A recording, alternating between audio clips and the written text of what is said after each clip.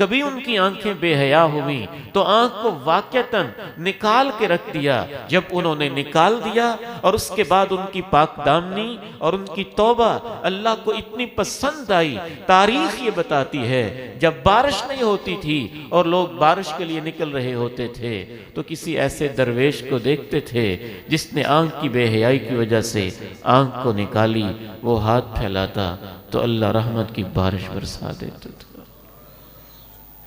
بسم اللہ الرحمن الرحیم قل للمؤمنین یغضوا من ابصارهم ويحفظوا فروجهم ذلك ازکى لهم ان اللہ خبیر بما يصنعون وقل للمؤمنات يغضضن من ابصارهن ويحفظن فروجهن ولا يبدين زینتهن۔ اہل ایمان مردوں سے آپ کہہ دیجئے کچھ اپنی نگاہیں بست رکھا کریں، اپنی شرمگاہوں کی حفاظت کیا کریں، یہ ان کے لیے زیادہ پاکیزگی کا باعث ہوگا۔ بے شک اللہ کو خوب خبر ہوتی ہے ہر اس چیز کی جو کچھ یہ کر رہے ہوتے ہیں۔ اور آپ اہل ایمان عورتوں سے بھی کہہ دیجئے وہ اپنی کچھ نگاہیں بس رکھا کریں اور اپنی شرمگاہوں کی حفاظت کیا کریں اور اپنی زینت کو ظاہر نہ کیا کریں۔ حیا میرا ایمان، میری پہچان۔ اس ملاقات کا آج تیسرا دن ہے اور یہ اس پروگرام کے حوالے سے ہمارا الوداعی دن بھی ہے۔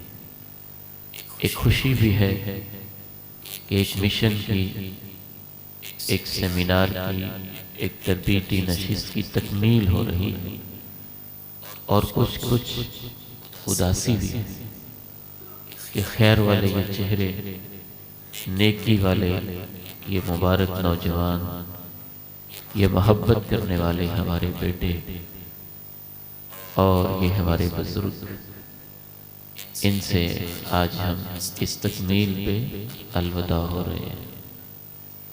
اللہ تعالیٰ سے دعا ہے جس محبت، شوق اور جذب و جنون کے ساتھ آپ تشریف فرما رہے، منتظمین انتظامات کرتے رہے، اللہ تعالیٰ وہ سب کچھ قبول فرما لے۔ حیا دل میں بسیرا کرتا ہے، جیسے دل ایک ایسا آلہ ہے جو ایک ایک رگ کو خون سپلائی کر رہا ہے، روحانی طور پر تو پورے جسم کے اوپر اثر کرتی ہے۔ الا ان فی الجسد مضغة اذا صلحت صلح الجسد كله واذا فسدت فسد الجسد كله۔ انسانی تاریخ کے دل کے سب سے بڑے طبیب امام الانبیاء، کونین کے سردار، فداہ ابی و امی، میرے ماں باپ اور میرا سب کچھ ان پہ قربان ہو جائے، الصادق المصدوق علیہ السلام نے ارشاد فرمایا، سن لو، جسم میں ایک ٹکڑا ہے، ٹھیک ہو جائے تو سارا جسم ٹھیک ہو جاتا ہے، خراب ہو جائے تو سارا جسم ہی فاسد ہو جاتا ہے۔ الا وہی القلب، سن لو، اس ٹکڑے کو دل کہتے ہیں۔ جب حیات دل میں بسیرا کرتا ہے تو سوچوں پہ حاوی ہو جاتا ہے، آنکھوں سے چھلکنے لگتا ہے، لہجوں سے اس کی خوشبو آنے لگتی ہے، کان اس کے عادی ہو جاتے ہیں، ہاتھ کا انداز اور ہو جاتا ہے، بول بدل جاتے ہیں، انسان کے لب و لہجے، حتیٰ کہ انسان کی چال ڈھال بدل جاتی ہے، اس کا لباس بدل جاتا ہے، اس کا ماحول، اس کی کمپنی بدل جاتی ہے۔ تو حیا کا سب سے پہلا بسیرا تو دل پر ہی ہوتا ہے، اور اس کے بہت سارے جو مظاہر ہیں، جیسے ہم نے کل پڑھا کہ آنکھ میں حیا آ جائے تو کیا ہوتا ہے، نہ ہو تو کیا ہوتا ہے۔ حقیقت یہ ہے کہ 1 گھنٹہ اس کے لیے بھی چاہیے، کانوں میں حیا آ جائے تو کیا ہوتا ہے، کان بے حیا ہو جائیں تو کیا نقصان ہوتا ہے، زبان میں حیا آ جائے تو کیا ہوتا ہے، کیسی خوشبو پھیلتی ہے، اور زبان بے حیا ہو جائے تو کیسے تعفن پھیلتا ہے، سڑان اٹھتی ہے، بدبو آنے لگتی ہے۔ سب کچھ وقت کا تقاضا کرتا ہے، لیکن ہم نے بہت کچھ آج سمیٹنا ہے۔ ظاہر ہے اس کے اندر 3-4 گھنٹے کی جو گفتگو ہے، ہماری کوشش ہوگی اس کو زیادہ سے زیادہ سم اپ کر کے، سمرائز اور خلاصہ کر کے آپ کے سامنے پیش کیا جائے۔ حیا کے تقاضوں میں سے ایک سب سے بڑا اور سب سے عظیم اور سب سے اہم ترین تقاضا شرمگاہ کی حفاظت ہے۔ سب سے بڑا تقاضا یہ ہے، اس کا ایک علیحدہ نام ہے حیا کے علاوہ، اس کو العفہ کہتے ہیں، العفاف کہتے ہیں، پاک دامنی کہتے ہیں، کہ اللہ انسان کو جوانی دے تو اس کی جوانی بے داغ ہو، بیٹی کو جوانی ملے تو اس کی جوانی بے داغ ہو، اس کے پردے والی وہ جگہیں جن کو کھولتے ہوئے انسان شرماتا ہے، خاوند بیوی کے رشتے کے علاوہ، غلام لونڈی کے سابق ماضی کے رشتوں کے علاوہ کبھی وہ پردے والی جگہ کھلی نہ ہو۔ یہ اس کا سب سے عظیم اور سب سے بڑا تقاضا ہوتا ہے۔ قل للمؤمنین یغضوا من ابصارهم ویحفظوا فروجهم ذلك ازکی لهم ان اللہ خبیر بما یصنعون۔ ایمان والے مردوں سے کہہ دیں نگاہیں کچھ پست رکھیں اور اپنی شرمگاہوں کو پاک دامن رکھیں، اسی سے ان کو پاکیزگی ملے گی، اور ان کو یہ بھی بتا دو کہ جو کچھ یہ کر رہے ہوتے ہیں اللہ کو خبر ہوتی ہے، اللہ کو پتہ ہوتا ہے۔ یہ جو پاک دامنی ہے یہ ایک ایسی تعلیم ہے کہ جناب آدم سے لے کے امام کائنات علیہ السلام کے عہد مسعود تک ہمیشہ جاری و ساری رہی ہے۔ یعنی کسی نبی کی شریعت میں زنا یا بدکاری کبھی جائز نہیں ہوئی ہے، کبھی حلال نہیں ہوئی ہے، اور کسی نبی کی شریعت میں پاک دامن رہنا ہر نبی کی شریعت میں ایک خوبی رہی ہے، ایک عظمت رہی ہے، ایک شان رہی ہے۔ کبھی کسی انداز میں، کبھی کسی انداز میں۔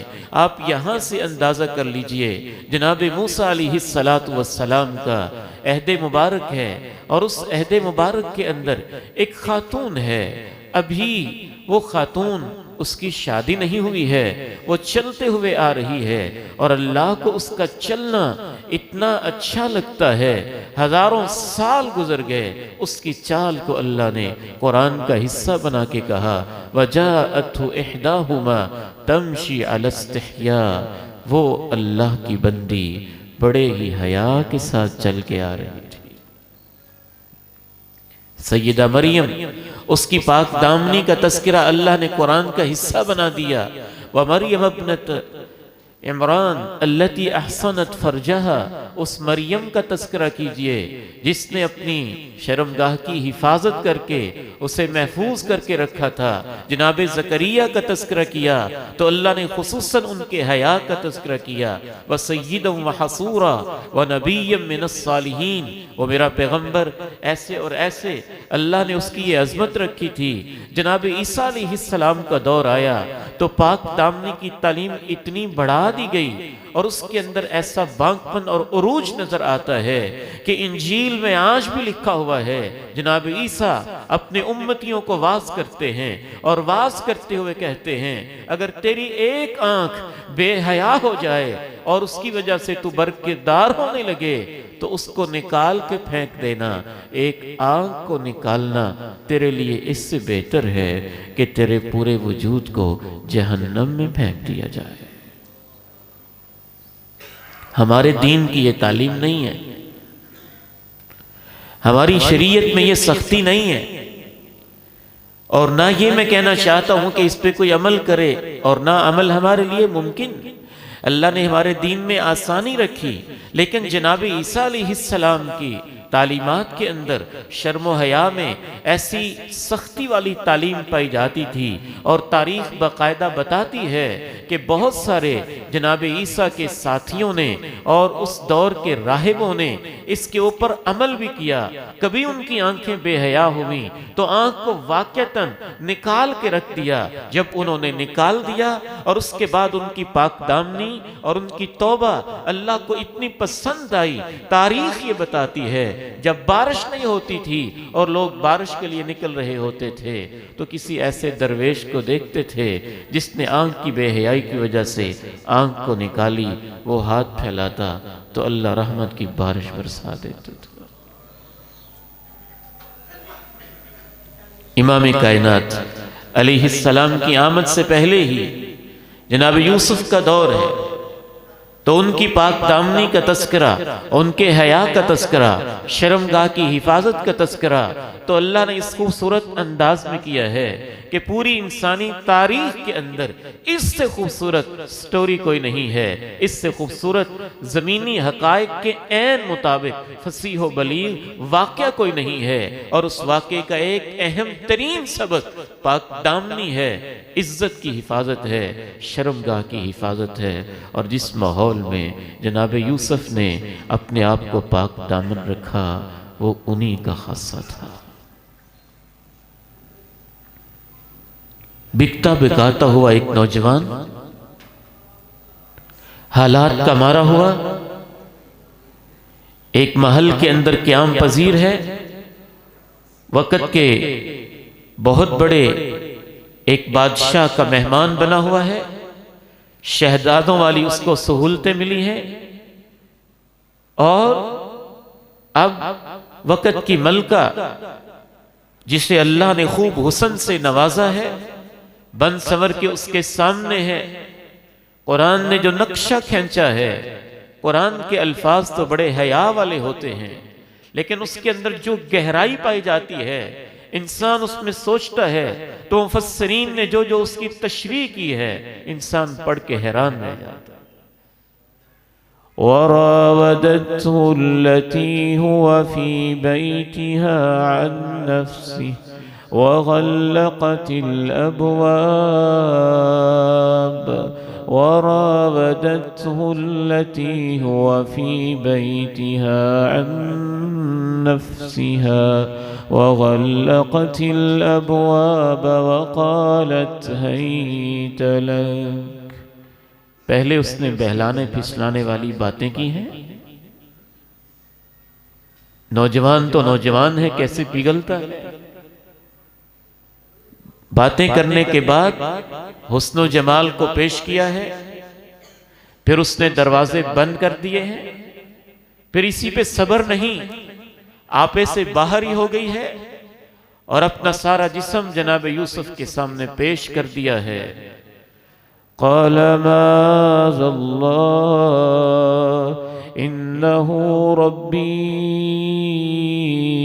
احسن مثواي انہ لا يفلح الظالمون۔ اللہ تو مجھے بچا لے، اے اللہ تو مجھے بچا لے، میں تیری حفاظت میں آتا ہوں۔ یہ ظلم مجھ سے نہیں ہوتا، کسی نے میرے ساتھ نیکی کی ہو اور میں اس کی عزت کے اوپر حملہ آور ہو جاؤں۔ میرے نوجوان بیٹوں اور بیٹیوں، سوچنے کا مقام ہے۔ بالخصوص یہ ویسے تو بے حیائی ہی ہے، لیکن ایسی جگہ پہ بے حیائی کرنا، جس نے آپ کے ساتھ نیکی کی، اس نے آپ کو مہمان بنایا، آپ نے اس کی عزت پہ حملہ کر دیا، اس نے آپ کو کھانا کھلایا، آپ کے اس کے گھر میں تانکنے جھانکنے لگے، آپ کے بھائی نے آپ پہ اعتماد کیا، آپ نے اپنی بھابھی کے ہاتھ پر ہی، اس کی عزت پر ہی حملہ کر دیا، آپ کسی کے ہمسائے ہیں، اور اس کے اوپر آپ کی بری نگاہ ٹک گئی ہے، یہ اور زیادہ بے حیائی ہو جاتی ہے کہ ایک تو ویسے ہی بے حیائی تھی، پھر اوپر سے احسان تھے، تعلق تھا، اور آپ نے اس تعلق کو مجروح کر کے رکھ دیا۔ تو یہ ساتھ بھی کہا کہ یہ ظلم مجھ سے نہیں ہو سکتا ہے، اس حد تک بچے کہا اللہ اگر یہ مجھ سے یہی ظلم کروانا چاہتے ہیں، اس سے بہتر ہے کہ میں جیل برداشت کر لوں گا، لیکن جس کے میرے اوپر نیکیاں ہیں اور تو میرا سب سے بڑا بادشاہ ہے، تیرے حکم عدولی یوسف نہیں کر سکتا ہے۔ تمام انبیاء کی مشترکہ تعلیم ہے، یہ انسان کی فطرت ہے، انسان کی فطرت ہے، انسان ہی کی نہیں، بعض حیوانوں کی بھی فطرت ہے۔ امام غزالی رحمہ اللہ نے ایک مقام پہ لکھا ہے کہ انسان جب انسانیت سے گرتا ہے، حیوان بننے لگتا ہے، تو اسے چاہیے کہ اس نے حیوان بننا ہی ہے کوئی اچھا حیوان بن جائے، بکری کی طرح کا بن جائے، بھینس کی طرح کا بن جائے، جو دودھ تو دیتی ہے، فائدہ تو پہنچاتی ہے، خنزیر، چیتا اور بندر تو نہ بنے۔ بعض حیوانوں کے اندر بھی ایک خاص لیول کا یہ والا فطرت کا، حیا اور شرم کا سلیقہ اور طریقہ پایا جاتا ہے، بعض میں نہیں پایا جاتا۔ آگے بڑھیے، نبی کریم صلی اللہ علیہ وسلم جب تشریف لائے ہیں تو آپ نے اس کو اور پروموٹ کیا ہے، اس پاک دامنی کو اور بڑھایا ہے، اتنا بڑھایا ہے۔ مکی زندگی کے اندر نماز ابھی فرض نہیں ہوئی ہے، زکوٰۃ فرض نہیں ہوئی ہے، روزے فرض نہیں ہوئے ہیں، حج فرض نہیں ہوا ہے، دین کے بنیادی ارکان پورے نہیں ہوئے ہیں، لیکن آپ نے یہ تعلیم دے دی تھی، میرا ماننے والا بدکار نہیں ہوگا، میرا ماننے والا بے حیا نہیں ہوگا، وہ پردے کا ڈھیلا نہیں ہوگا، وہ شرمگاہ کا برائی کرنے والا نہیں ہوگا۔ حتیٰ کہ دنیا تک کی خبر پہنچ گئی تھی، جناب ابو سفیان بادشاہ روم کے دربار میں موجود ہیں اور مکالمہ ہو رہا ہے، پوچھتا ہے وہ جس نبی کی وجہ سے تمہیں یہ سارے مسائل ہیں، وہ نبی کہتا کیا ہے؟ تو جناب ابو سفیان بھی دو ٹوک کہتے ہیں، یأمرنا بالصلاۃ والصدق والعفاف وصلۃ الارحام۔ وہ نبی ویسے کہتا تو یہی ہے، اللہ کی عبادت کرنی ہے، رشتوں کو جوڑنا ہے، سچ بولنا ہے، پاک دامن رہنا ہے۔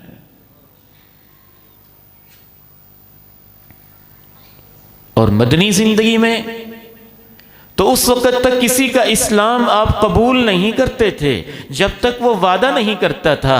وہ کیسا منظر ہوگا، امام کائنات یوں اپنا ہاتھ پھیلاتے ہوں گے، صحابہ ہاتھ پہ ہاتھ رکھ کے آپ سے کچھ معاہدے کرتے ہوں گے، اور ان معاہدوں میں ایک معاہدہ یہ ہوتا تھا، شرک نہیں کریں گے، چوری نہیں کریں گے، بدکاری نہیں کریں گے۔ مائیں بہنیں بیٹیاں آتی ان سے بھی آپ بیعت لیتے، آپ ہاتھ ٹچ نہیں کرتے تھے عورت کا۔ عورتوں سے کیسے بیعت لیتے؟ بعض نے لکھا ایک کپڑا ہوتا، ادھر سے امام کائنات پکڑ لیتے، ادھر سے کوئی خاتون پکڑ لیتی۔ بعض نے کہا کسی برتن کے اندر ہاتھ ڈالتے، اسی پانی کے اندر پھر عورتیں ہاتھ ڈالتی۔ ایسے نہ بھی ہو، بیٹھے بیٹھے بھی بیعت لی جا سکتی ہے کہ بس ایک بیٹی آئی ہے اور امام کائنات کہہ رہے ہیں آج تم اسلام میں داخل ہو رہی ہو، ایک وعدہ تو کرو میرے ساتھ، پھر میں تمہارا کلمہ قبول کرتا ہوں، اللہ کے سامنے پیش کرتا ہوں، تمہیں اپنی امتی بننے کا اعزاز دیتا ہوں۔ اور اللہ کے قرآن نے لکھا ہے کہ وہ بیعت کیا ہوتی تھی، اذا جاءک المؤمنات یبایعنک علی الا یشرکن باللہ ولا یسرقن ولا یزنین۔ یہ ایمان والی عورتیں جب آپ سے یہ بیعت کرنے آئیں تو ان سے یہ بیعت لینی ہے، شرک نہیں کریں گی، چوری نہیں کریں گی، بدکاری نہیں کریں گی، پاک دامن رہیں گی۔ یہ آپ بیعت لیتے تھے۔ اسلام ایک کانٹریکٹ کا نام ہے اللہ کے ساتھ، ایک معاہدہ ہے رب کریم کے ساتھ، تو اس میں یہ خاص چیز ہوتی تھی۔ بلکہ میں یہ عرض کر رہا ہوں کہ دین ہی نہیں، یہ فطرت کا بھی حصہ ہے۔ جب اسلام نہیں بھی آیا تھا، عرب معاشرے کی بے حیائیوں کے تذکرے تو آپ نے پڑھے ہیں، لیکن اسی معاشرے کے اندر ایسے لوگ بھی تھے جنہوں نے دور جاہلیت کے اندر بھی کبھی بدکاری نہیں کی تھی۔ انہی میں سے ابو بکر صدیق کا گھرانہ تھا، انہی میں سے امام کائنات کا اپنا گھرانہ تھا، اور انہی میں سے جناب عثمان غنی کا گھرانہ بھی تھا۔ جب ماں جی عائشہ پہ تہمت لگی تو جناب صدیق نے کہا اللہ کی قسم ہے جب ہم نے کلمہ نہیں پڑھا تھا ہمارے خاندان کے اوپر تو تب بھی کبھی کسی نے انگلی نہیں اٹھائی تھی۔ جناب عثمان کے بارے میں تاریخ بتاتی ہے شرم و حیا والے اتنے تھے کہ دور جاہلیت میں بھی کبھی ان کا پردہ نہیں کھلا تھا۔ تو پاک دامنی حیا کا ایک عظیم ترین تقاضا ہے۔ پھر جب قرآن مجید نازل ہوا تو قرآن مجید نے تو اور زیادہ اس تربیت پہ فوکس کیا، اور اللہ نے بار بار بتایا ایمان والے ہوتے ہی وہ ہیں جو اب اتنے پاک دامن رہتے ہیں کہ ان کے پردے اپنی بیویوں کے علاوہ، بیویوں کے اپنے شوہروں کے علاوہ کبھی کھلتے نہیں ہیں۔ وَالَّذِينَ هُمْ لِفُرُوجِهِمْ حَافِظُونَ إِلَّا عَلَىٰ أَزْوَاجِهِمْ أَوْ مَا مَلَكَتْ أَيْمَانُهُمْ فَإِنَّهُمْ غَيْرُ مَلُومِينَ فَمَنِ ابْتَغَىٰ وَرَاءَ ذَلِكَ فَأُولَٰئِكَ هُمُ الْعَادُونَ۔ ایمان والے کامیاب ہو گئے ہیں۔ ان کی کیا صفتیں ہیں؟ ان میں سے ایک یہ ہے کہ وہ اپنی شرمگاہوں کی حفاظت کرتے ہیں اپنی بیویوں کے علاوہ۔ جی ان کے علاوہ کوئی راستہ اختیار کرتا ہے تو یہ زیادتی کرنے والے ہیں، حد سے بڑھنے والے ہیں، فطرت سے بغاوت کرنے والے ہیں۔ پھر اللہ نے یہ بھی بتایا کہ جو ایسے کرتے ہیں اولئک هم الوارثون الذین یرثون الفردوس هم فیہا خالدون۔ میں ان کو فردوس کا وارث بناؤں گا، اور فردوس جنت کا سب سے اونچا مقام ہے جس کی چھت اللہ نے اپنے عرش کو بنایا ہوا ہے۔ اس حوالے سے ایک اور پوائنٹ بھی ذہن میں رکھیے گا، صحابہ کرام کی اللہ کے پیغمبر نے پاک دامنی پہ اتنی تربیت کی، کیا کچھ آپ نے سمجھایا ہوگا، پاک دامنی میں کتنی عظمت ہے، بدکاری کے اندر کتنی خرابی ہے، کہ صحابہ نے اللہ کے پیغمبر سے اجازت چاہی، اللہ کے پیارے نبی ہم اتنا پاک دامن رہنا چاہتے ہیں، اگر آپ کی اجازت ہو تو ہم خصی نہ ہو جائیں۔ جیسے جانور کو مخصوص طریقے سے اس کی سیکسول ڈیزائر کو ختم کر دیا جاتا ہے، اس دور کے اندر مردوں کی سیکسول ڈیزائر کو ختم کرنے کے لیے بھی کوئی طریقہ ہوتا تھا، تو صحابہ نے اللہ کے پیغمبر سے اجازت چاہی، آپ کی اجازت ہو تو ہم یہ کام نہ کر لیں۔ آپ نے کہا نہیں، اگر اس پہ کنٹرول کرنا ہے تو روزوں کا راستہ آپ نے بتایا، اجازت نہ دی آپ نے۔ پاک دامنی کے حوالے سے تیسری بات یہ بھی ذہن میں رکھیے، اس سے زندگی میں اللہ بہت برکتیں نازل کرتا ہے۔ پاک دامن انسان اللہ کا بڑا پیارا ہوتا ہے، اور مرتے ہوئے اس کو جو اپنی پاک دامنی کے اوپر یہ احساس ہوتا ہے نا کہ اللہ تیری توفیق رہی ہے، میں نے اپنے کپڑے کبھی کسی غیر کے سامنے کھولے نہیں ہیں۔ جس ماں بہن بیٹی کو اللہ یہ مقام دے دے کہ وہ مرتے ہوئے اللہ سے یہ کہہ سکے اللہ دیکھ لے میں تیرے پاس آ رہی ہوں، میرا یہ پردہ جہاں تو نے حرام کیا تھا کبھی کھلا نہیں ہے۔ اور بعض ائمہ کے بارے میں آتا ہے، ابو بکر ابن ابی عیاش رحمہ اللہ بہت بڑے محدث ہیں، ان کے بیٹے کہتے ہیں میرے باپ جب اللہ کے پاس جا رہے تھے تو مجھے پاس بلا کے کہہ رہے تھے بیٹا غم نہ کرنا، میں اللہ کے پاس جا رہا ہوں، میں وہ شخص ہوں کہ میں نے کبھی اپنا پردہ غیر کے سامنے کھولا ہی نہیں ہے۔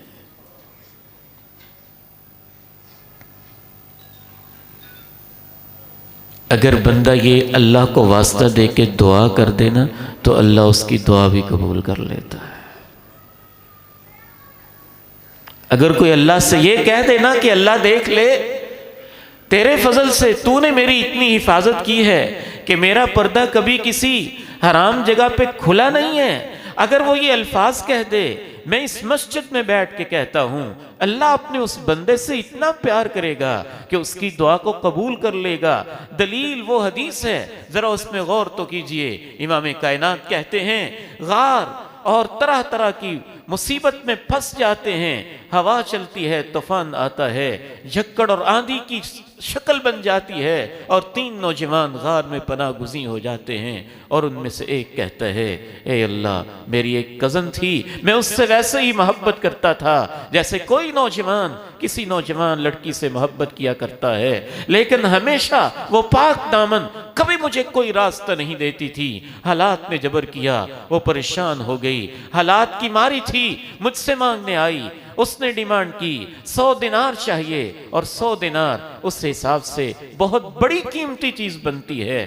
آپ یہاں سے اندازہ کر سکتے ہیں کہ 1 دینار کی 2 بکریاں آ جاتی ہیں، اس دور میں آ جاتی تھیں، تو 100 دینار کی سمجھ لیں 200 بکریاں بنتی ہیں، اور 200 بکریاں اگر آپ 50,000 بھی اس کا ریٹ لگا لیں آج کے حساب سے تو کتنی رقم بنتی ہے؟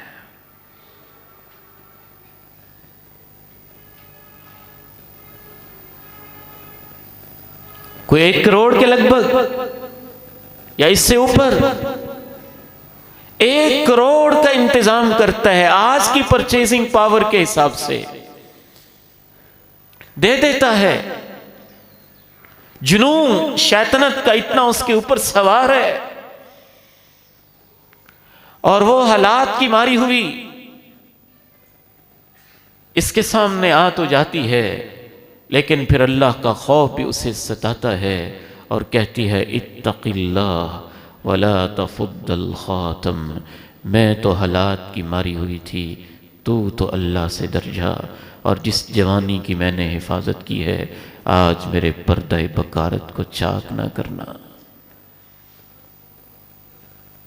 اے اللہ تو جانتا ہے کہ دنیا کی کوئی آنکھ نہیں دیکھتی تھی، صرف تجھ سے ڈرتے ہوئے میں نے اس کو 100 دینار بھی معاف کر دیا تھا، اور ایک سائٹ پہ ہو گیا تھا، صرف تیرے خوف کی وجہ سے۔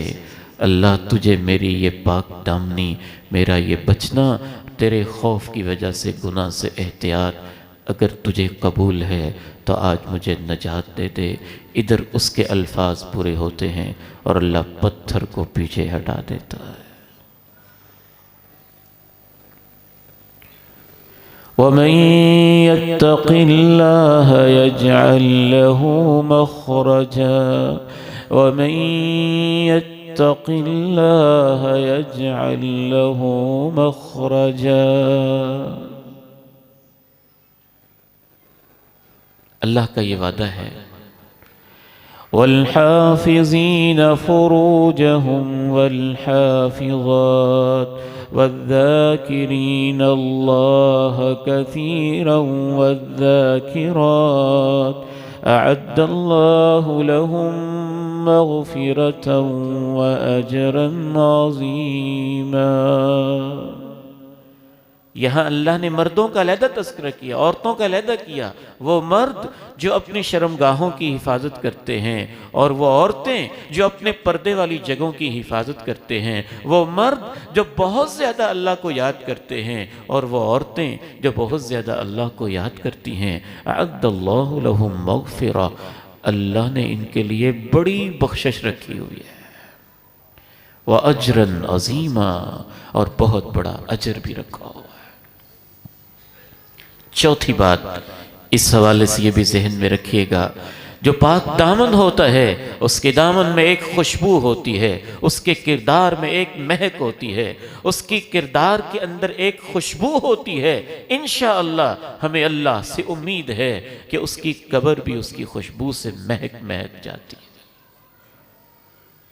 سید نذیر حسین محدث دہلوی رحمہ اللہ، ان کا ایک شاگرد ہے، اس دور میں اللہ ہمارے بیٹوں کو، ہمارے طلبہ کو بھی یہ پاک دامنی، یہ عزت کی حفاظت ہماری بیٹیوں کو اللہ نصیب فرما دے۔ وہ کیسے عظیم اور سعادت مند تھے، گھروں میں کھانا لینے جاتے ہیں اور ایک بیٹی فریفتہ ہو جاتی ہے، وہ کھانا لینے کے لیے جاتا ہے، گھر میں اس دن کوئی نہیں ہے، وہ دروازہ بند کر دیتی ہے، برائی کی دعوت پیش کرتی ہے، وہ اپنا دامن بچانا چاہتا ہے، جب زیادہ مجبور کرتی ہے وہ کہتا ہے ٹھہرو، مجھے قضائے حاجت محسوس ہو رہی ہے، میں قضائے حاجت سے فارغ ہو کے آتا ہوں۔ اتنی دیر میں اسی جگہ پہ کوئی گندگی ہوتی ہے، اپنے جسم کے اوپر مل کے جب اس کے سامنے آتا ہے، بدبو اٹھتی ہے، وہ دھکے دے کے گھر سے باہر نکال دیتی ہے۔ ٹھٹھٹی راتوں میں اسی طرح رات کو آ کے اسے نہانا پڑتا ہے، سردی قابل برداشت نہیں ہوتی، وہ فوت ہو جاتا ہے۔ دہلی کے قبرستان میں جب اس کو دفنایا جاتا ہے تو دہلی کی تاریخ بتاتی ہے کہ پوری دہلی کے اندر اس کی قبر کی خوشبو پھیل جاتی ہے۔ سید صاحب سے لوگ تذکرہ کرتے ہیں کہ تمہارا یہ شاگرد کیا نیکی کرتا تھا، کیا اس کے پاس عمل تھا۔ تب تک یہ بات راز فاش ہوتا ہے، وہ بتاتے ہیں کہ مجھے لگتا ہے اس نے اپنے دامن کو جو بچایا تھا اور اپنی عزت کی حفاظت کے لیے گندگی مل لی تھی، اللہ نے اس کی برکت کے نتیجے میں اس کی قبر کو معطر کر کے دہلی کے در و دیوار کو خوشبو سے مہکا دیا۔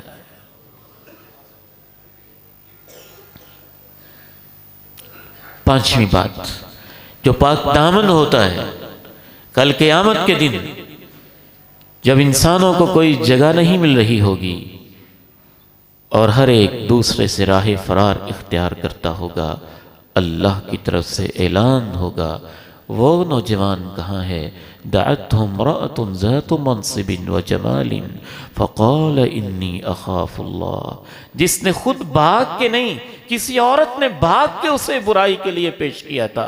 حالانکہ عورت عموماً ایسے کرتی نہیں ہے، عورت کی فطرت میں اللہ نے زیادہ حیا رکھا ہے، زیادہ شرم رکھی ہے اور اس سے زیادہ خمیازہ بھی بھگتنا پڑتا ہے، لیکن یہ نوجوان ایسا تھا کہ خود اس کو آفر کی گئی تھی اور اس نے کہا تھا مجھے اللہ سے ڈر لگتا ہے۔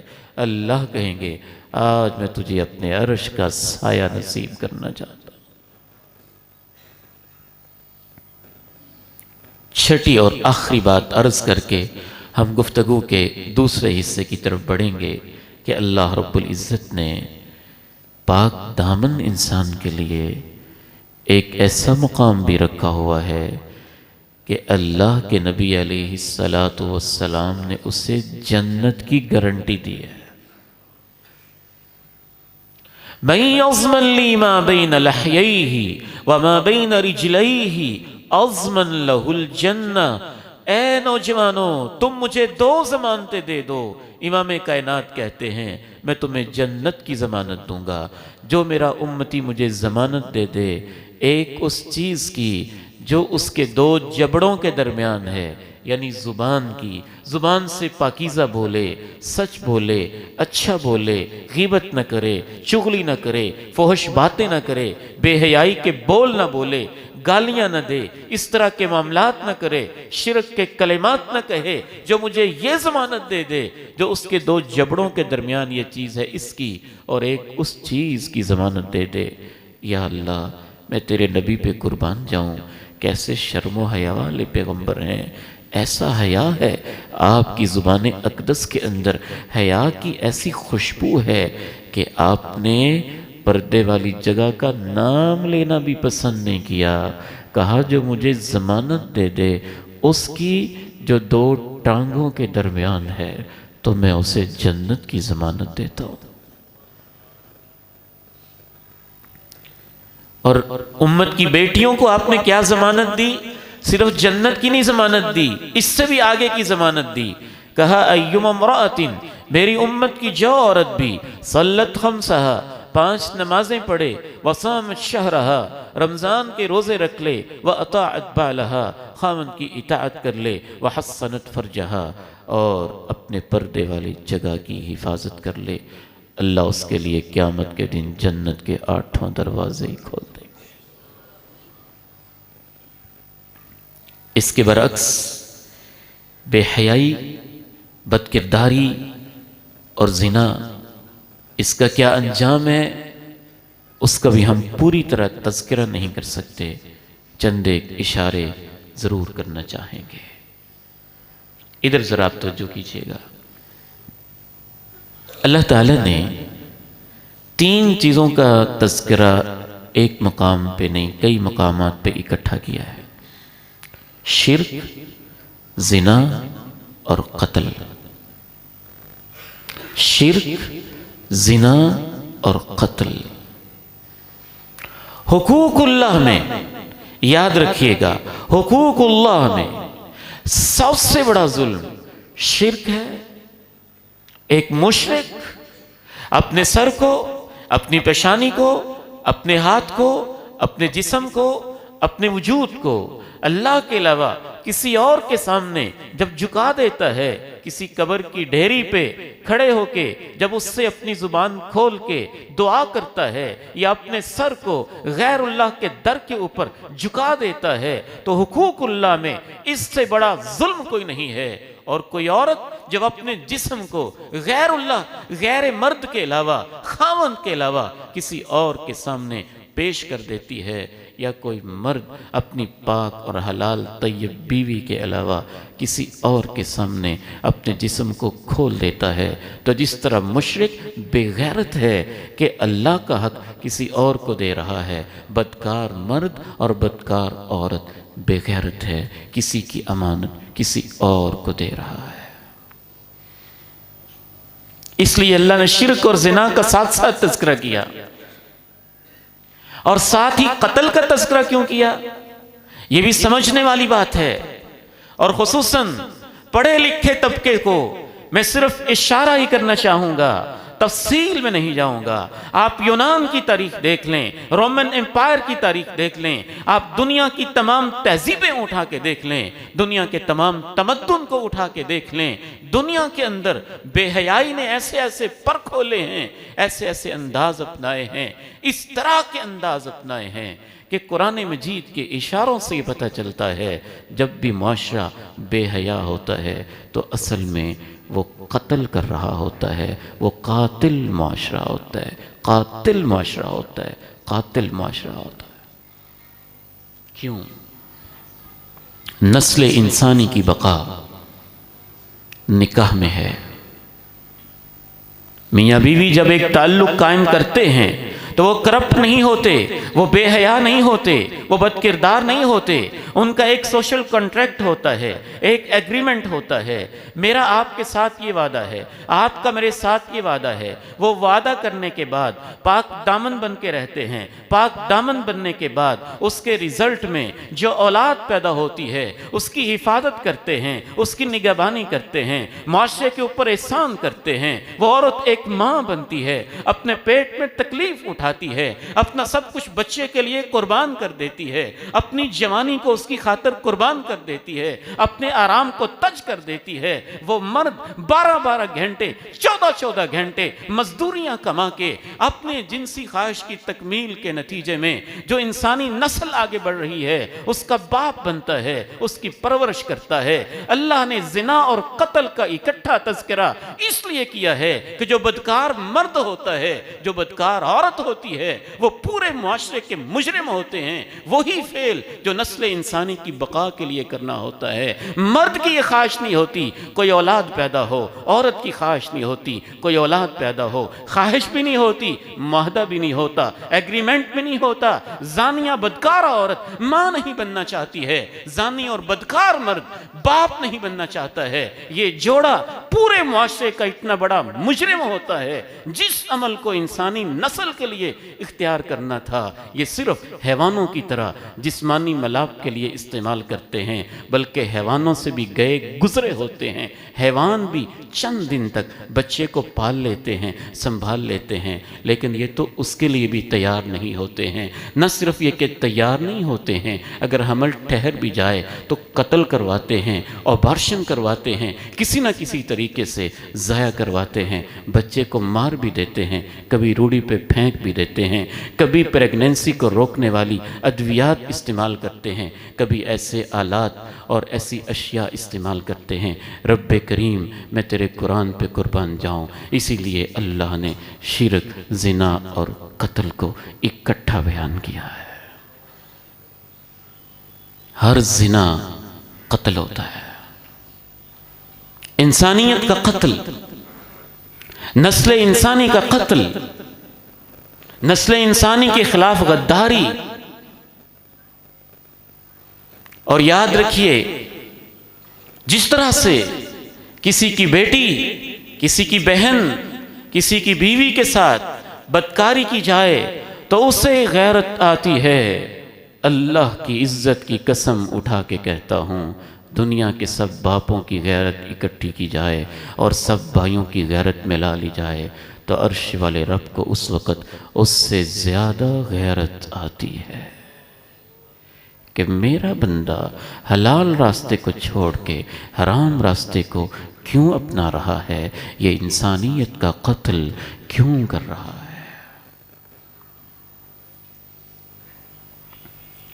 پوری انسانی تاریخ میں اللہ نے بڑی بڑی سزائیں دی ہیں، لیکن جتنی بڑی سزا اللہ نے بے حیاؤں کو دی ہے کسی کو نہیں دی۔ سب سے بڑی بے حیا قوم، اور میں اپنے نوجوان طبقے کو خصوصاً کہنا چاہتا ہوں، 2-4 برف ہمارے بیٹے پڑھ کے مغربی تہذیب سے مروب ہو جاتے ہیں۔ میں تو جب قرآن پڑھتا ہوں مجھے مغربی تہذیب یوں نظر آتے ہیں جیسے انسانیت کی ہوئی الٹی ہے، گندگی ہے، اس سے کوئی تافن اٹھ رہا ہے، بدبو اٹھ رہی ہے، مجھے تو اس کے اندر سے ببوکے محسوس ہوتے ہیں، یوں لگتا ہے جیسے گھٹن سی ہو رہی ہو۔ نام اس نے خوبصورت دے دیے ہیں، لیکن ایک پورا شیطانی ایجنڈا ہے جس کو پھیلانے کی کوشش کی جاتی ہے، جس کو آج لبرلزم کہتے ہیں۔ اس تاریخ کے سب سے بڑے لبرل قوم لوط کے لوگ تھے، اور وہ مردوں کے ساتھ دوستی کو محبت کا نام دیتے تھے، اور اس کے اندر کوئی بات کرنا اپنے پرائیویٹ میٹر کے اندر اس کو انٹرفیرنس قرار دیتے تھے، اور وقت کے پیغمبر کو بھی کہتے تھے ہم جو کرتے ہیں تمہیں کیا ہوتا ہے۔ وہ اتنے لبرل تھے کہ یہ بد کرداری اور بے حیائی پورے مجمع کے اندر سر عام کرتے تھے۔ سب سے بڑی سزا ان کو ملی ہے، اللہ نے ان کو اٹھایا۔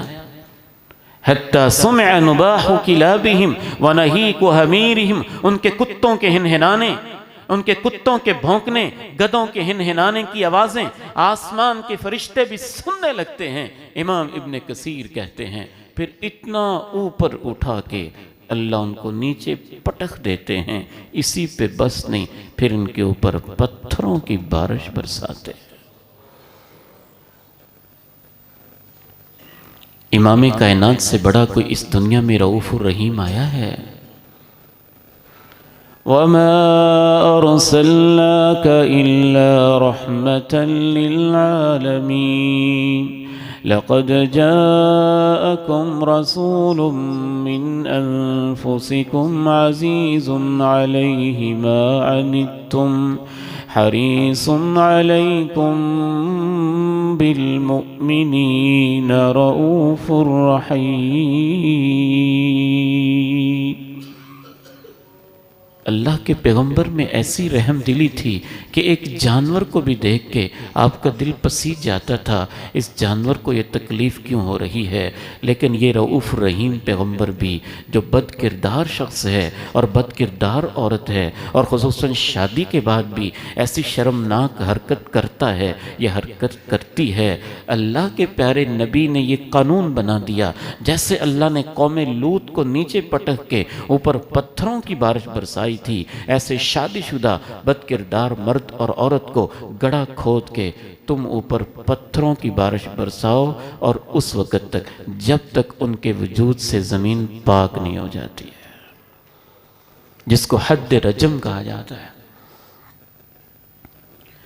الزانية والزاني فاجلدوا كل واحد منهما 100 جلدة الزانية والزاني فاجلدوا كل واحد منهما 100 جلدة بدکار مرد و عورت ان کو 100 کوڑے لگاؤ، وَلَا تَأْخُذْكُمْ بِهِمَا رَأْفَةٌ فِي دِينِ اللَّهِ، اور ان کو سزا دیتے ہوئے تمہارے اوپر نرمی تاری نہیں ہونی چاہیے، وَلْيَشْهَدْ عَذَابَهُمَا طَائِفَةٌ مِّنَ الْمُؤْمِنِينَ، اور ان کو ایسے چوک چراہے کے اندر سزا دو کہ مجمع اور معاشرہ دیکھ رہا ہو۔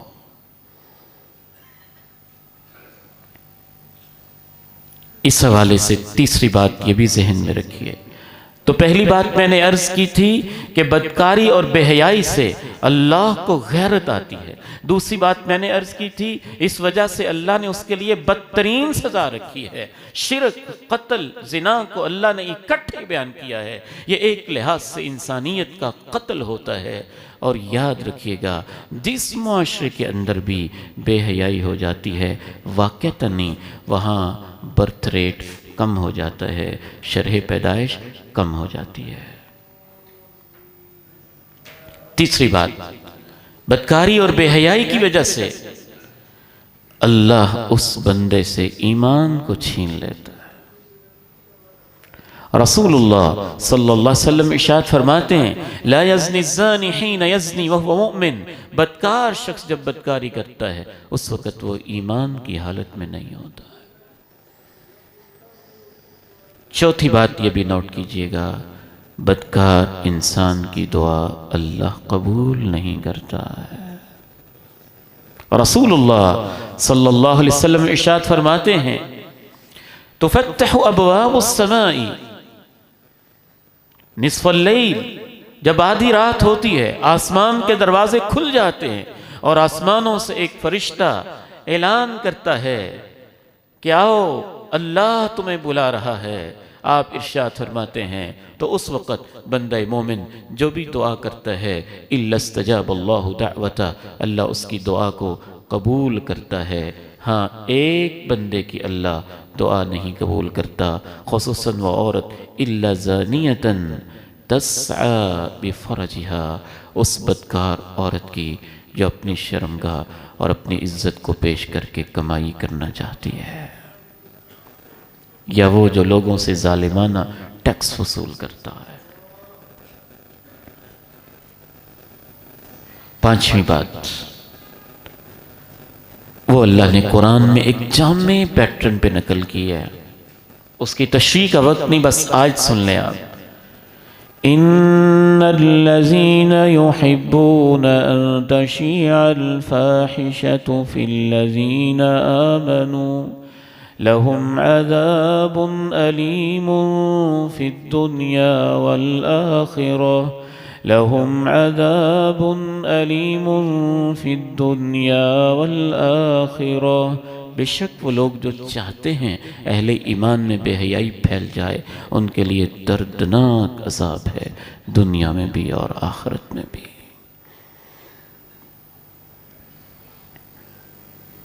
رسول اللہ صلی اللہ علیہ وسلم ارشاد فرماتے ہیں ما ظہرت الفاحشة في قوم قط الا وفشى فيهم الطاعون والاوجاع التي لم تكن في اسلافهم الذين مضوا، جب بھی کسی قوم کے اندر بے حیائی عام ہو جاتی ہے حتیٰ کہ وہ اس کا اعلان کرنے لگتے ہیں۔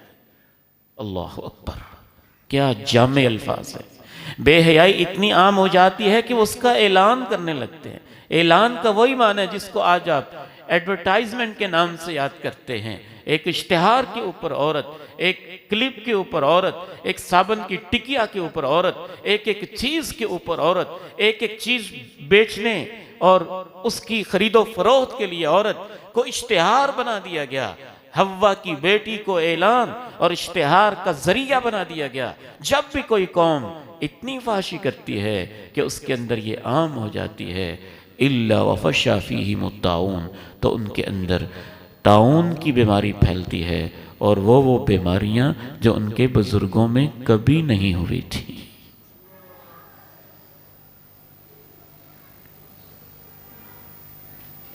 چھٹی بات اس حوالے سے ذہن میں رکھیے گا، بے حیائی اور بدکرداری ایک چھوٹا سا جرم نہیں ہے، یہ بہت سارے جرائم کی جڑ بن جاتی ہے۔ رسول اللہ صلی اللہ علیہ وسلم ارشاد فرماتے ہیں ان مما ادرک الناس من کلام النبوۃ الاولى اذا لم تستحی فاصنع ما شئت، انبیاء نے جو باتیں امتوں کو سمجھائیں ان میں سے ایک یہ بھی تھی جب تیرے اندر حیا نہ رہے تو پھر جو چاہے کر لے۔ تو بے حیا کچھ بھی کر سکتا ہے، قتل بھی کر سکتا ہے، ڈاکہ بھی ڈال سکتا ہے، کوئی بھی کام کر سکتا ہے۔ آپ حیران ہوں گے کہ فحاشی اور پاک دامنی کی جنگ شروع ہی سے جاری رہی ہے۔ سب سے پہلی جنگ جو جہاں سے ہماری شیطان کے ساتھ جنگ شروع ہوئی تھی اس کا تعلق ایک اس مسئلے کے ساتھ بھی تھا کہ جب جناب آدم نے اور اماں جی حوا نے چکھ لیا تھا شجرہ ممنوعہ کا دانہ، تو سب سے پہلا کام یہ ہوا تھا بدت لہما سوآتہما، ان کے پردے اترے تھے اور شیطان یہ اتارنا چاہتا تھا، اور اس اتارنے کے لیے اس نے شجرہ ممنوعہ کو طرح طرح کے نام دیے تھے۔ اور ہر دور کے اندر انبیاء کی ہمیشہ جنگ رہی پاک دامنی کو پھیلانے کے لیے۔ شیطان کے ایجنٹوں کی جنگ کا ایک اہم ترین ذریعہ شرک کے بعد یعنی اللہ سے بغاوت کے لیے سب سے زیادہ محنت شیطان نے اگر کی ہے تو شرک کے پھیلانے کے اوپر کی ہے۔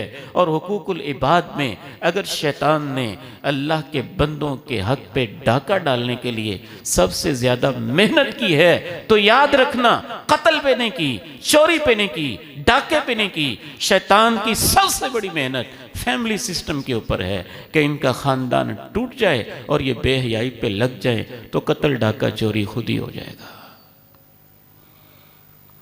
اس لیے جب وہ اپنا تخت لگاتا ہے اور پوچھتا ہے تو کیا کر کے آیا، تو کیا کر کے آیا، کوئی کہتا ہے یہ کر کے آیا، کوئی کہتا ہے یہ کر کے آیا، کوئی کہتا ہے یہ کر کے آیا، لیکن جو یہ کہتا ہے نا کہ میاں بیوی کے درمیان تفریق ڈال آیا، اسے شاباش دے کے وہ اپنے پاس کر لیتا۔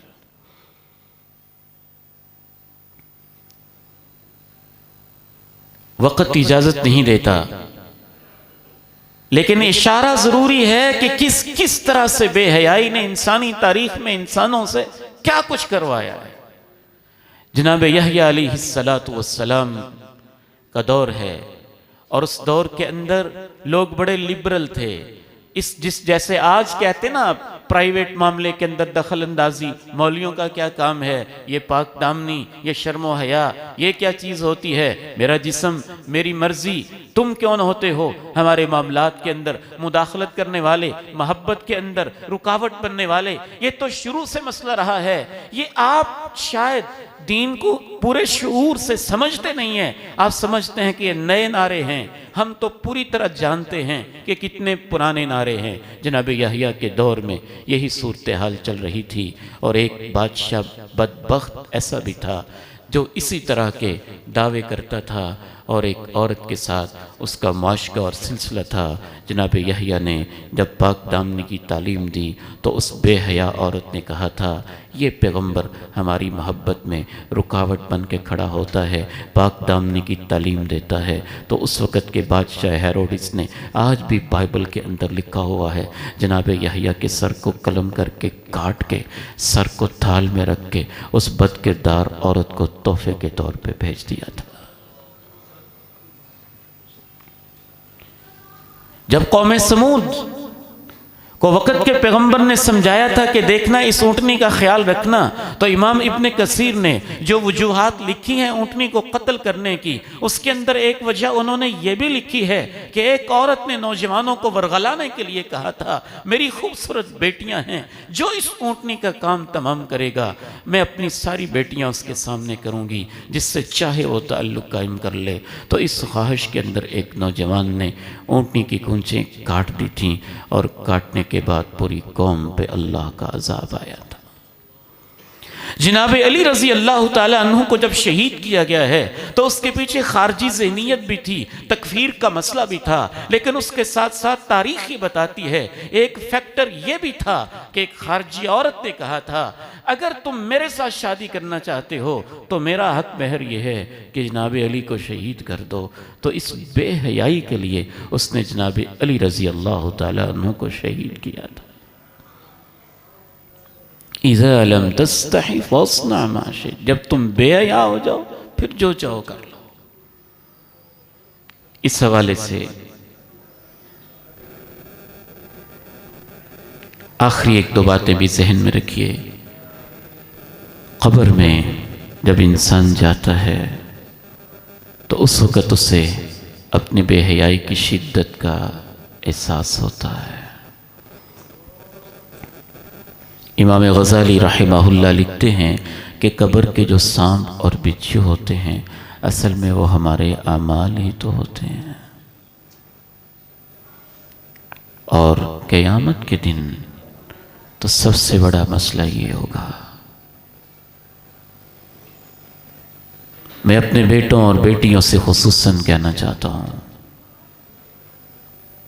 وہ کیا منظر ہوگا کہ ایک 4-5 فٹ کا کمزور سا انسان اور کمزور سی میری کوئی بیٹی اور میرا بیٹا اللہ کی عدالت میں کھڑا ہوگا. دائیں طرف جہنم کے شعلے نظر آتے ہوں گے، بائیں طرف بھی جہنم کی بھڑکتی ہوئی آگ نظر آتی ہوگی، اور اللہ اپنے بندے کو سامنے کر کے اس سے پوچھ رہے ہوں گے تجھے میں نے زندگی دی تھی کہاں لگا کے آئے ہو، اور جوانی دی تھی کہاں لگا کے آئے ہو. جوانی کا سوال ہے. ہم نے تو دوسروں کی جوانیاں بچانی تھیں، ہم تو حیا والے نبی کے امتی تھے، ہم تو دوسروں کی عزتوں کے رکھوالے تھے. تو اللہ کی عدالت میں کھڑے ہو کے اس سوال کا جواب دینا کوئی آسان کام تو نہیں ہوگا. تو اگر ہم اپنے اندر حیا پیدا کرنا چاہتے ہیں تو ہمیں کرنا کیا ہوگا؟ سب سے پہلا کام نگاہ کی حفاظت ہے، اور دوسرا کام زبان کی حفاظت ہے. خصوصاً اللہ نے امت کی بیٹیوں سے کہا ہے اور امت کی ماؤں سے بھی مخاطب ہو کے اور انڈائریکٹ امت کی تمام خواتین سے کہا ہے، دیکھو غیر محرم مرد سے بات کرنی پڑے تو لچکدار لہجے سے بات نہ کیا کرو. سنجیدہ، یہ نہیں کہ بدتمیزی والا لہجہ، سنجیدہ. بارو جی کس سے ملنا ہے، کیا کام، خیریت ہے. لچکدار نرم مٹھاس والا لہجہ نہ ہو. اللہ جانتے ہیں کہاں کہاں سے انسان کو روگ لگتے ہیں. تو اللہ نے تو ایک ایک چیز کھول کے بیان کی ہے. تیسری ہدایت اللہ کے قرآن نے یہ دی ہے، وَلَا يَضْرِبْنَ بِأَرْجُلِهِنَّ لِيَعْلَمَ مَا يُخْفِينَ مِنْ زِينَتِهِنَّ.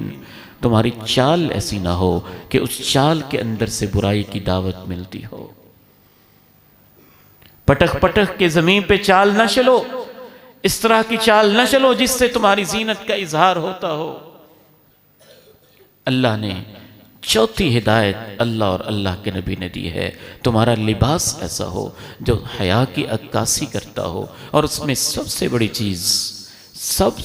چیز لباس میں پردہ ہے، جس کی آج دھجیاں اڑائی جا رہی ہیں. 4 آیتیں ایسی ہیں جن میں اللہ نے اہل ایمان خواتین کو پردے کا حکم دیا ہے، اور واضح طور پہ ان 4 آیات سے پردے کی تعلیم معلوم ہوتی ہے. ایک ایک آیت پہ کھل کے گفتگو ہو سکتی ہے، لیکن ان میں سر فہرست اللہ نے یہی آیت جو میں نے آپ کے سامنے شروع میں پڑھی تھی، وَقُلْ لِلْمُؤْمِنَاتِ يَغْضُضْنَ مِنْ أَبْصَارِهِنَّ. ایمان والی عورتوں سے کہہ دیں اپنی نگاہیں کچھ پست رکھیں اور اپنی زینت کو ظاہر نہ کیا کریں. گن کے اللہ نے محرم مرد بتائے ہیں کہ ان کے علاوہ سب سے تم نے پردہ کرنا ہے، زینت کو تم نے ظاہر نہیں کرنا ہے. اس حوالے سے 5ویں تعلیم بے حیائی اور بدکرداری سے بچنے کے لیے میری بیٹیوں اور میری ماؤں، میری بہنوں، اللہ کا حکم سمجھ کے اسے سن لینا. قرآن کی آیت ہے، کسی مولوی کی بات کہہ کے ٹھکرانے کی ہمت نہ کرنا. وَقَرْنَ فِي بُيُوتِكُنَّ. تم اپنے گھروں میں رہا کرو. مسجد نبوی سے افضل کوئی نماز نہیں ہے، لیکن امام کائنات علیہ السلام نے جہاں روضۃ من ریاض الجنہ ہے، جو جنت کا ایک ٹکڑا ہے، اور ایک نماز 1000 کے برابر ہے، اللہ کے پیغمبر نے امت کی ایک بیٹی سے وہاں بھی کہہ دیا تھا، میں جانتا ہوں تم پھر میرے پیچھے جمعہ اور نماز پڑھنی چاہتی ہو، لیکن تمہارے لیے تمہارا گھر بہتر ہے۔ اس کا یہ مطلب نہیں ہے کہ ہم ان کو دینی پروگرام میں شرکت سے روک دیں۔ آج کل تو عورتوں کو اس تعلیم کی، اس تربیت کی پہلے سے زیادہ ضرورت ہے، ایک وقار کے ساتھ، ایک ادب کے ساتھ، ایک اطمینان کے ساتھ۔ یہ نہیں کہ بازار تو آباد رہیں اور بیٹیاں اسکول کالج تو جاتی رہیں، یونیورسٹی کے اندر فجر کی نماز سے پہلے بھی بس کے بیٹھ کے چلی جائیں، کوئی ایجوکیشن ماحول میں پڑھتی رہیں، تو آپ کہیں کہ نہیں مسجد میں نہیں آ سکتی، بس یہاں پہ آپ پابندی لگا دیں۔ یہ نہیں، آپ نے روکا نہیں، بلکہ کہا لا تمنعوا اماء اللہ مساجد اللہ، اللہ کی بندیوں کو مسجدوں میں آنے سے نہ روکا۔ لیکن گھر میں رہنا ہر حال میں بہتر ہے، گھر میں خیر ہے، گھر میں برکت ہے۔ اسلام کا جو نظام معاشرت ہے اس کا یہ ایک اہم ترین تقاضا ہے۔ یاد رکھیے گا، دنیا کے لوگ ترقی اس کو سمجھتے ہیں کہ ایک ماچس کی تیلی ایک عورت بنانے لگ جائے، یا ایک ریسپشن پہ بیٹھ جائے، یا ایئر ہوسٹس بن کے 250-300 مردوں کو مسکراتے ہونٹوں کے ساتھ کھانا پیش کرنے لگے۔ ہمارا دین ترقی اس کو کہتا ہے کہ ایک ایسی عورت تیار ہو جائے جس کی گود سے امام بخاری، امام مالک اور امام شافعی پیدا ہوں، اور وہ ان کی تربیت کرنے والی ماں بن جائے۔ ساتویں بات اس حوالے سے، لا تبرجن تبرج الجاہلیت الاولی، پہلے دور جاہلیت کی طرح بن سنور کے باہر نہ نکلنا۔ لوگ سمجھتے ہیں کہ شاید یہ بن سنور کے نکلنا میک اپ اور فیشن آج کا رواج ہے۔ یہ تو وہ رواج ہے جو دور جاہلیت میں ہوتا تھا، یونان اور روما کی تہذیب میں ہوتا تھا، جو آج نعرے لگائے جا رہے ہیں۔ ٹھیک ہے طلاق میرے لیے فخر ہے، جو آج تربیت کی جا رہی ہے، خلے کو ایک اعزاز بنایا جا رہا ہے۔ یہ یونان اور روم نے یہ سارا گند اس حد تک پھیلایا تھا کہ ایک ایک عورت نے 30 مردوں سے نکاح کیا تھا، اور ان کی تاریخ میں وہ دور بھی آیا تھا جب وہ اپنی عمر کے سال اس طرح گنتی تھی کہ کتنے مردوں سے میں نے نکاح کیا ہوا ہے۔ یہ پرانا سارا گندا کلچر امام کائنات کی تعلیمات سے ہم نے اللہ کے فضل سے اس کو پاؤں کے نیچے کچل کے بڑی محنتوں سے ختم کیا ہے۔ آج تم چاہتے ہو کہ ہماری بیٹیاں ماڈرنزم کے نام پہ اس فیشن کی طرف واپس لوٹ جائیں۔ اس کو ہم ماڈرنزم نہیں کہتے، یہ تو یونان اور روم کی وہ گندی تہذیب ہے جس کو ہم نے پاؤں کے نیچے کچل کچل کے روند کے بڑی محنتوں سے ختم کر کے دنیا میں پاک دامنی اور عفت کو متعارف کروایا تھا۔ تم نے نام بدل لیے تو سمجھتے ہو ہم دھوکہ کھا جائیں گے۔ اس کو کبھی ہیومن رائٹس کا نام دے دیا، کبھی فیمنزم کا نام دے دیا، کبھی آزادی کا نام دے دیا، کبھی لیبرٹی کا نام دے دیا، کبھی تم نے کیا نام دے دیا، اور کبھی اس کو عورت کا بنیادی حق قرار دے دیا۔ یہ تمہارے سارے وہ پرانے دعوے ہیں جو تمہارے پرانے لوگوں نے بڑے عرصے سے کیے ہوئے ہیں، اور ہم تمہاری پوری تاریخ سے بڑی اچھی طرح واقف اور آگاہ ہیں۔ تم شاید ہماری تاریخ سے واقف نہیں ہو کہ ہم کس نبی کے امتی ہیں۔ اس حوالے سے 8ویں چیز استیزان اور آداب ہے۔ گھر میں بچوں کو آداب سکھائیں۔ کسی کے گھر میں جانا ہے بغیر اجازت کے نہیں جانا ہے، چاہے وہ بڑے بھائی کا گھر ہے، چاہے وہ بہن کا گھر ہے، چاہے وہ کسی عزیز کا گھر ہے۔ قرآن کی تعلیم تو یہاں تک کہتی ہے گھر کی 4 دیواری کے اندر اگر میرے بڑے بھائی کا کمرہ اور ہے، میرا کمرہ اور ہے، میرا بیٹا اگر پردے والی چیزوں سے واقف ہو چکا ہے تو میرے بڑے بھائی کے کمرے میں اس کی اجازت کے بغیر نہیں جا سکتا۔ قرآن میں واضح آداب استیزان لکھے ہوئے ہیں۔ 9ویں چیز میک اپ کے اندر احتیاط ہے۔ اللہ کے پیغمبر کہتے ہیں جو عورت بھی خوشبو استعمال کر کے بازار سے گزرتی ہے، جس مرد کو اس کی خوشبو پہنچتی ہے، کأنما فعلت کذا و کذا، وہ ایسے ہی ہے جیسے اس نے ان مردوں کے ساتھ ایسے اور ایسے کر لیا ہے۔ آخری بات اللہ سے دعا کرنا ہے کہ اللہ ہماری حفاظت فرما لے، ہماری بیٹیوں کی حفاظت فرما لے، ہماری پاک دامنوں کی حفاظت فرما لے، ہماری بہنوں کی حفاظت فرما لے۔ ایک خطرناک قسم کا طوفان ہے جو تمہارے دروازوں پہ دستک دے رہا ہے۔ اے میرے بزرگوں، میرے بھائیوں، میری بہنوں، میری ماں، میرے بیٹوں، میری بیٹیوں، ایک درد دل ہے جو ہمارے دل کو زخمی کیے جا رہا ہے۔ فحاشی کا ایک سیلاب ہے جو تمہارے دروازوں پہ دستک دے رہا ہے۔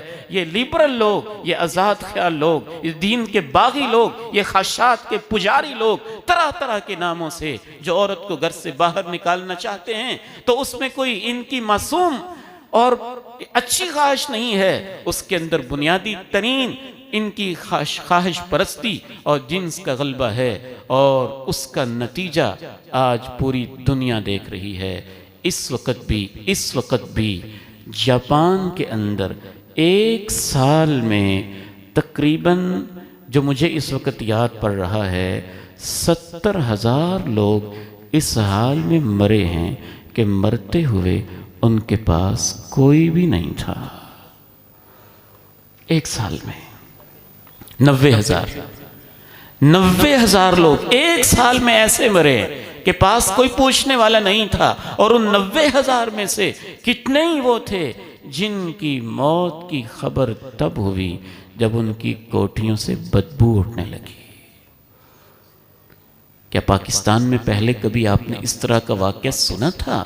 لیکن اب اسلام آباد کے ایف سیکٹر کے اندر اور کراچی کے پوچھ ایریے کے اندر اکا دکا اس طرح کے واقعات جب سننے میں آتے ہیں تو ہمارے رونگٹے کھڑے ہو جاتے ہیں۔ یہ سارا نتیجہ اللہ کے قانون سے بغاوت اور خاندانی نظام کو توڑنے کا ہوتا ہے۔ یہ کوئی معمولی مسئلہ نہیں ہے۔ حیا تو ہمارا ایمان ہے، حیا ہماری پہچان ہے۔ اللہ سے یہ خصوصی دعا کریں، اعوذ بک من شر سمعی، یا اللہ میں اپنے کانوں کے شر سے، ومن شر بصری، اپنی آنکھوں کے شر سے، ومن شر لسانی، اپنی زبان کے شر سے، ومن شر منی، اور اپنے پردے والی جگہ کے شر سے تیری حفاظت میں آتا ہوں۔ اللہ کے پیغمبر نے یہ دعا سکھائی، اللہ کے پیغمبر نے یہ بھی دعا سکھائی، اللہم انی اسألک الہدی والتقی والعفاف والغنی۔ اللہ میں تجھ سے مانگتا ہوں مجھے ہدایت دینا، میں تجھ سے مانگتا ہوں مجھے پاک دامن رکھنا، میں تجھ سے مانگتا ہوں مجھے لوگوں سے مستغنی بنائے رکھنا، میں تجھ سے مانگتا ہوں مجھے تقوی عنایت کیے رکھنا۔ اور سب سے اہم ترین بات یہ ہے، یہ سوشل میڈیا اور یہ موبائل، اس کا استعمال ذمہ دارانہ بتائیں، ذمہ دارانہ بنائیں، اور اگر زندگی میں کوئی غلطی اور خطا ہو گئی ہے، ہم انسان ہیں تو اللہ نے ایک راستہ کھلا رکھا ہے اور اسے توبہ کا راستہ کہتے ہیں کہ اللہ جو غلطیاں ہیں ہمیں معاف فرما دے۔ اللہ تعالیٰ سے دعا ہے کہ رب کریم مجھے اور آپ کو عمل کی توفیق نصیب فرمائے۔ میں ایک دو وعدے آپ سے ضرور لینا چاہوں گا۔ ایک وعدہ تو وہی ہے جو کل ہم نے بیان کیا تھا، لیکن آپ نے وہ وعدہ کرنا ہے، ہمت کر کے وعدہ کرنا ہے، اللہ تعالیٰ توفیق دے گا انشاءاللہ تعالی۔ جیسے اللہ نے شرک سے نفرت دلائی ہے، بدکاری سے نفرت دلائی ہے، تو شرک سے بچنا ہے انشاءاللہ۔ یہ جسم اللہ کا ہے، امانت اللہ کی ہے، دعا اسی سے ہیں، سر اسی کے سامنے جھکے گا، توحید پہ قائم رہنا ہے زندگی کے آخری سانس تک، نماز کی پابندی کرنی ہے، اور تیسرا کردار کی حفاظت کرنی ہے، نگاہوں کی حفاظت کرنی ہے، اور انشاءاللہ اپنے موبائل کو گند سے پاک صاف کرنا۔ اس پہ تو میرے نوجوان بیٹے ابھی وعدہ کریں نا اللہ سے، انشاءاللہ اپنے موبائل کو گند سے پاک صاف کرنا ہے انشاءاللہ۔ ہم پاک صاف نبی کے امتی ہیں، حیا والے نبی کے امتی ہیں، ہم نے حیا کو انشاءاللہ اللہ کے فضل و کرم سے پروموٹ کرنا ہے۔ وآخر دعوانا ان الحمد للہ رب العالمین۔